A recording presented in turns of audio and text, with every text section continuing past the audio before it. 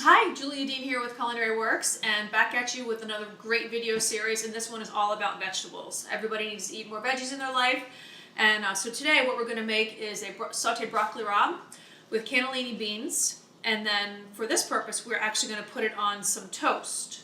So we have some ciabatta bread here, and we have some gluten-free bread, and we're going to toast those in the oven lightly, and after the vegetables have been sauteed with olive oil and garlic, maybe a little crushed red pepper, we're going to put them on the toast.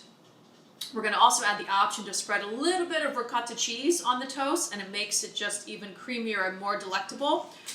So I'll give you both options. Let's get started.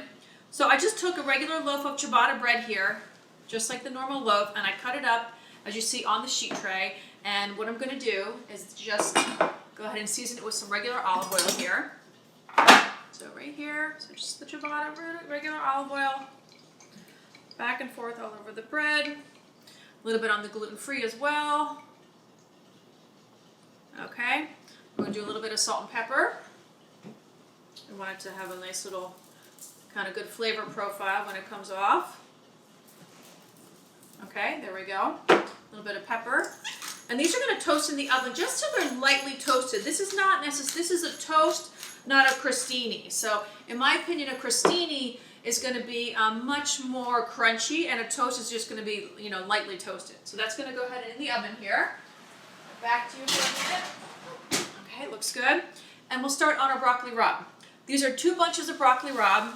I kind of feel like when you do this, you might as well buy 2, because sometimes and this one I felt was pretty light, and after it's blanched, it will, kind of cook down pretty quickly. So I haven't done anything. All I do is take off the twist tie. So I'm going to cut off just a little bottom here, so about the bottom inch I'm going to cut off. I remember a guy who works with me at Culinary Works, James, who said his mom would trim, like each piece, like literally with the peeler. I was like, oh boy, okay.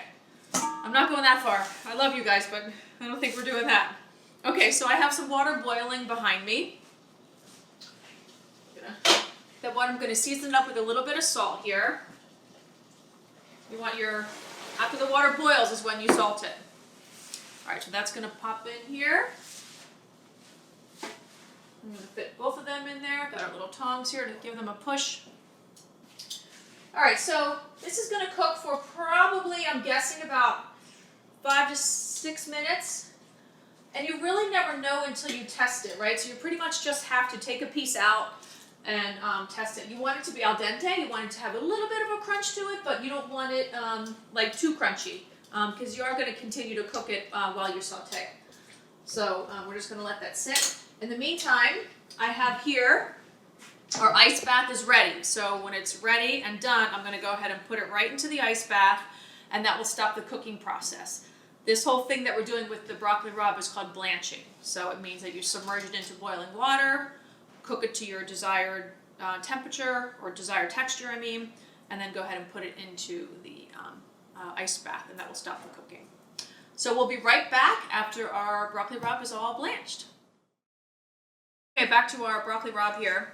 So it was really only been about 3.5 minutes, or 3 minutes, kind of a really kind of big, robust boil. So we're taking it out here, and again, this is going to shock it, so it's going to stop the cooking process. And we want to get it nice and cold. Alright, so we're done with this. Just kind of swish it around in that ice cold water there. Okay, so let's move this out of the way. There we go.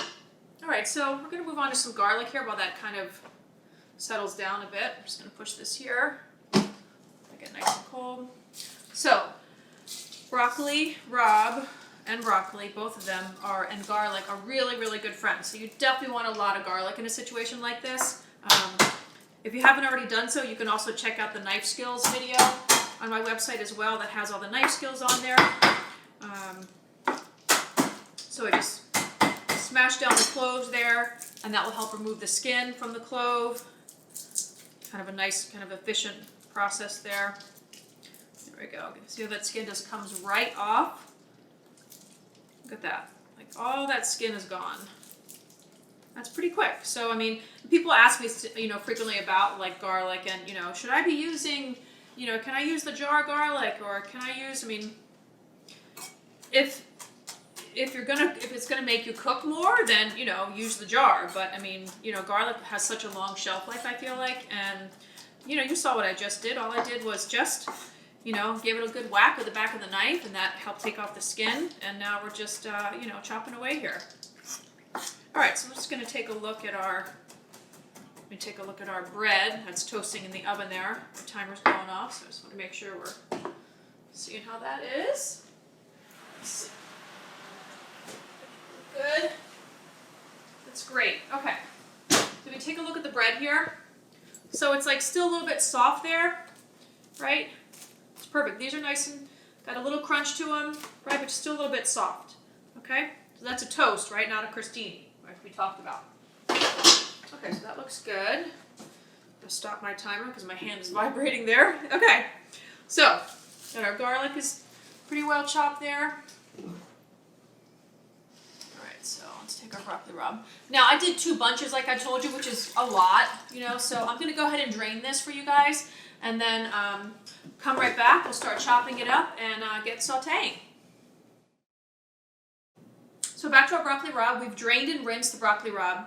And as you can see, I told you I had 2 bunches, and see how, that's a fair amount, but it's not a ton, right? So our toasts are here. They're ready too. So, and we have our cannellini beans that have been drained and rinsed. I just used Goya, the regular canned beans here. We chopped up our garlic.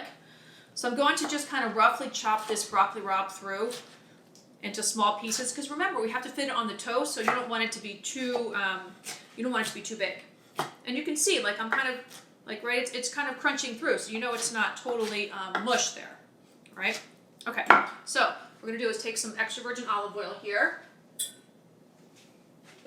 Now, you definitely need a lot of olive oil on this. Like, the whole bottom of the skillet is covered, okay? So it is definitely kind of full coverage there, okay?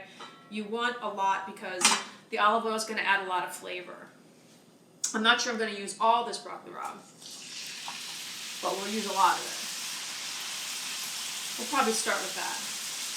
And save some for tomorrow morning, right? With a little poached egg or fried egg right on top. That'd be yummy. So, all right, so that's good. We're going to let that sit. Give that a couple minutes and saute. I'm not going to add the garlic quite yet. I'll add the garlic in another minute or so because I don't want the garlic to burn. I just want to be really careful. You always have to be really careful when you add your garlic. We are going to do a little bit of salt and pepper. So, generous amount of salt there. Some pepper. We are going to add some crushed red pepper too. So give this another minute. Let it kind of keep going.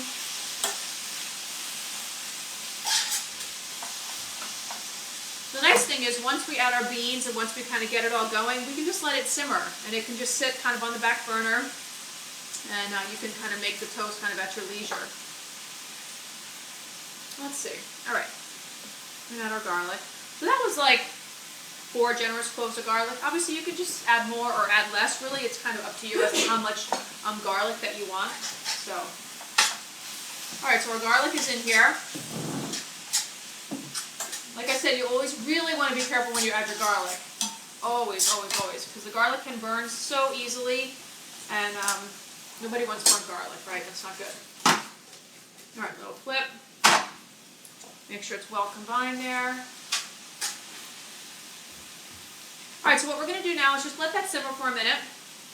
We're going to go ahead and add our beans in about a couple minutes or so. But for right now, maybe I'll just go ahead and add some of our... We're going to add ricotta cheese, not on all of them, but I'm going to go ahead and season the ricotta cheese for you.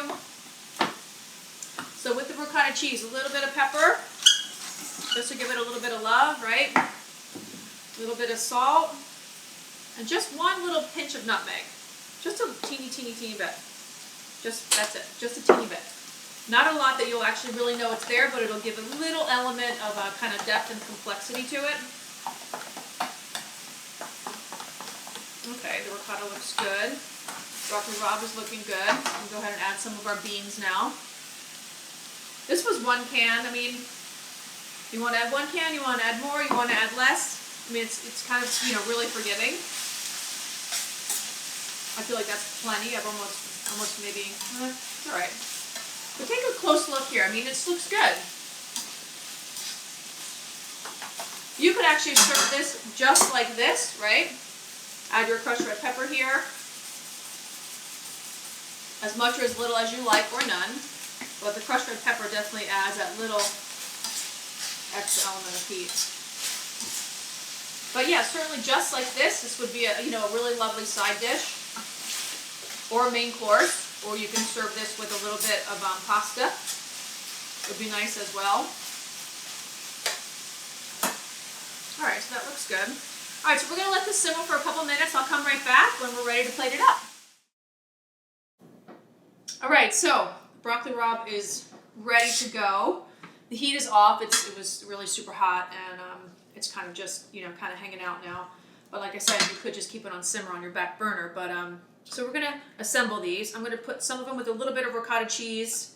If you liked, you know, like a boursin, or if you liked, you know, a goat cheese, or you know, kind of any other soft kind of spreadable cheese, you know, you could certainly use whatever, you know, whatever you like.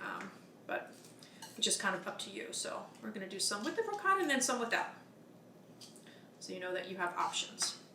All right, so let's take a look here. What we got? I've served these at a bunch of classes, and it kind of makes people realize, like, okay, vegetables are good, like, you know, a great flavor, a great texture. And this is not meant to be like, you know, neat and tidy. It's okay for it to be a little messy, right? It's all right to make it kind of messy and yummy. Like, that's kind of a good thing, I think. Messy, yummy food is delicious, in my opinion. All right, gonna keep going here.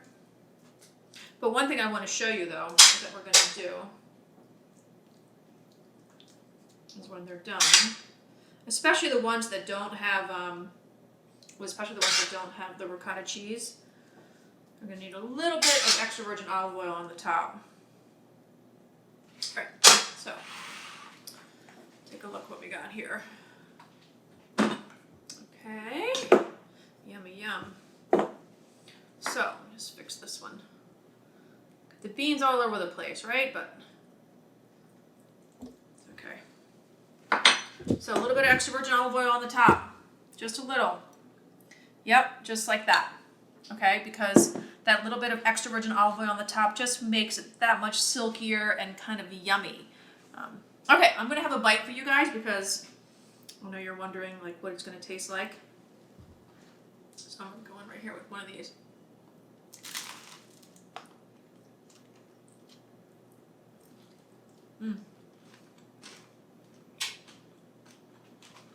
Okay.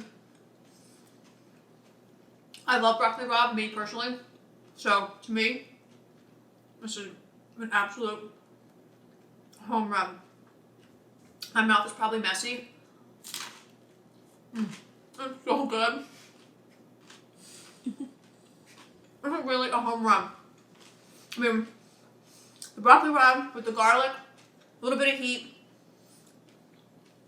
and then the beans, and then the crunchy bread. I mean, even the gluten-free one. I mean, so you don't leave your gluten-free people out, right? They can have this too. All right, signing off, my friends. Eat more veggies.